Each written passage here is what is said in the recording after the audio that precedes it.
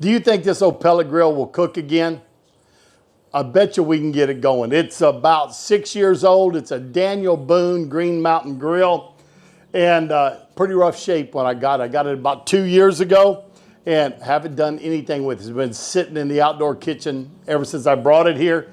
But I helped Frack Daddy move. He gave it to me, said the auger was out, and I just thought I would order an auger one day. And then he says, you know what? Maybe it's just jammed. Well, the other day, my wife and I took it all apart, and let me tell you, it was an ordeal, but we got it unjammed, and it's partially cleaned up. What I'm gonna do is I'm gonna degrease it, and I'm gonna repaint it, get it looking real good.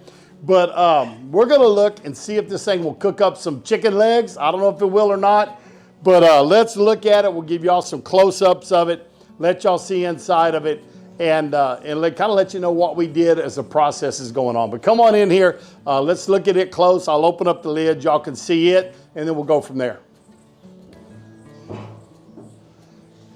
Now, here we go inside. I have scraped up most of the grease off the inside, got the dirt out of it, put it all back together from that original picture you saw a little bit right there. You can see where you can see the scrape marks on it today. But anyways, I wanted to see if it'd light up and go. So here's our hopper box. You can see inside of it. Let's see if we can get oh yeah, there we go. You can see where I ran pellets through it. So as you can see what I did, I came in here the other day and I turned it on and I could barely see that auger move. It'd move about 1/4 of an inch, then stop. So that's how we knew it was probably still good, and we had to pull all the caked out pellets out of it. But we're gonna turn it on. I'm gonna hit the button here in a second, and let's see if she lights up. And here's my helper today. My sweet granddaughter came to visit. She's out in the light. There she is. That's Addison. She's running back to her. Oh, what's she doing? Anyways, Addison's my helper today. She's being good. So I just have a rolling trash can that I keep my pellets in. And we're gonna scoop some up out of here, get them in there. I tell you what's nice about this, I don't have on another one of mine, is that as a sensor, when they get low, there's an alarm that goes off. And so you actually know your pellets are getting low. But we're gonna drop some pellets in here and see what we can do with it. So what we're gonna do is we're gonna turn this on. And this goes through a cycle, unlike any other pellet grill I have.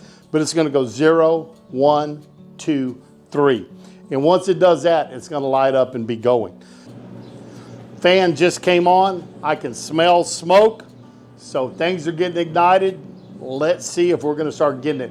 I'm gonna set this at about 275. That's where I like to cook chickens. 300 doesn't bother me either. But talked to Frack Daddy. He said this cooked chicken pretty good at 275. So I think that's where we're gonna go. Well, there you go. I have got this Green Mountain Grill Daniel Boone set at 275. Once it hits that, we'll get some chicken in it. I'll show you how I season up my leg quarters. I have some Uncle Steve shake, got a little mustard to coat them with, but hey, we got smoke going over there, so that is definitely a good sign. Let's see if this pit gets up, shuts off at 275. I've been on a chat with Rick Galindo over at Galindo's Barbecue and Specialties and with the Grill Sergeant. Frack Daddy's on that chat. He hasn't chimed in, but Rick says Green Mountain Grill smokes a lot on startup.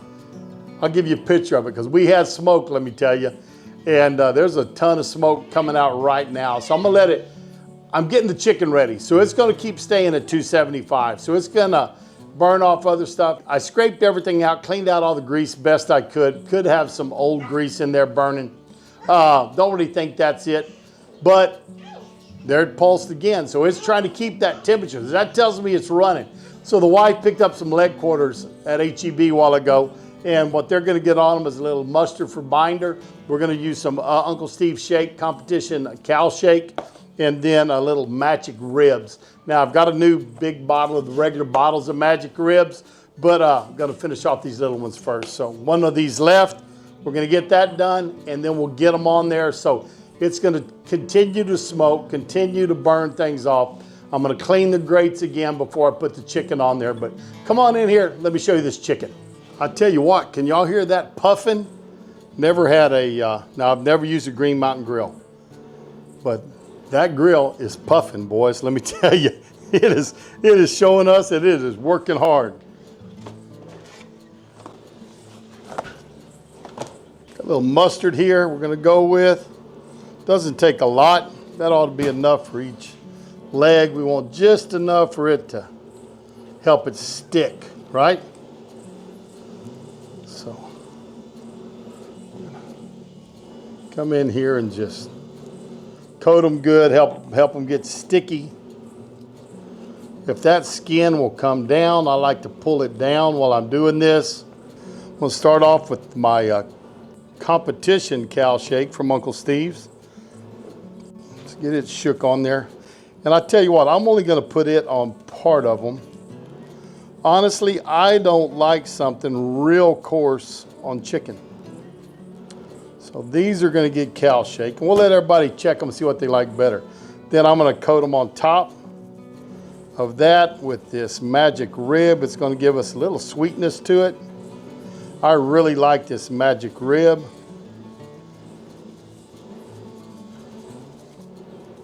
And I am going to sauce these legs, I think, at the end, at least part of them. And let's go with these with straight magic ribs. I like the texture of this much better on chicken. I just don't like a real textured rub on chicken. Flip them all over. First half, get some shake on them. And all of them are going to get magic ribs. This pit has been holding temp well. Chickens are ready. I'm going to lift it up now that it's hot. One more time, I'm going to clean the grates. But with a good hot pit, they're going to clean even better. Addison's over there jabbering. She's practicing being a YouTuber is what it is. Gonna be like her grandpa, I guess. So let's get this chicken on there.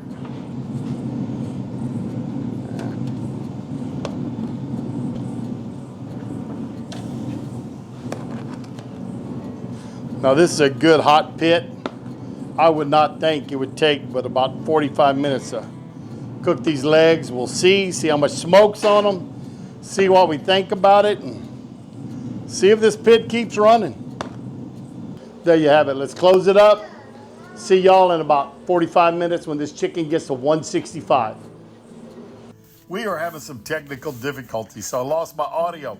But anyways, I'm going to voice over this. I'm just saucing these legs on both sides.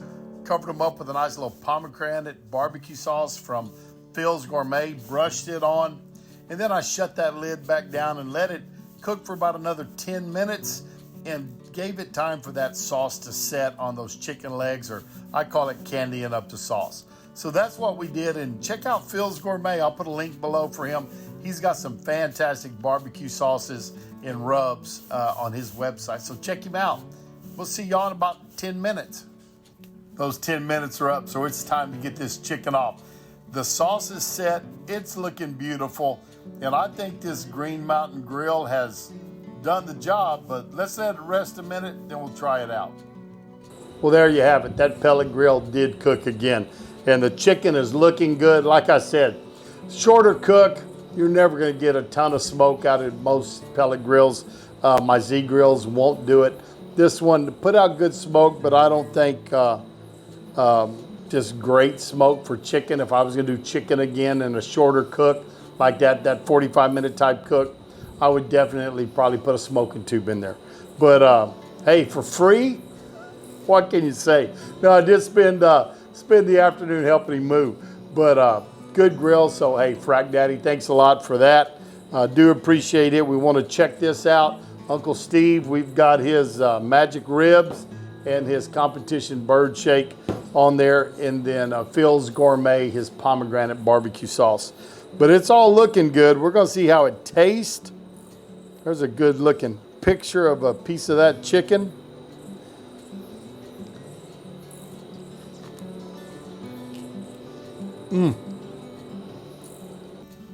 Did you see that? I did not see that till I was editing. Now that is some moist chicken. That's a great piece of barbecued chicken. I love chicken legs, guys. And probably my most watched barbecue videos are chicken. Not sure why. Don't necessarily consider myself a chicken aficionado, but people show up to watch my chicken videos. But anyways, going to give the Green Mountain Grill a thumbs up again. Thank you, Frack Daddy. Very good chicken, good seasons, good sauce, good people selling those. And if you get a chance, hey, get you some Phil's or some Uncle Steve's shake. I'm liking this. Hope you enjoyed the video.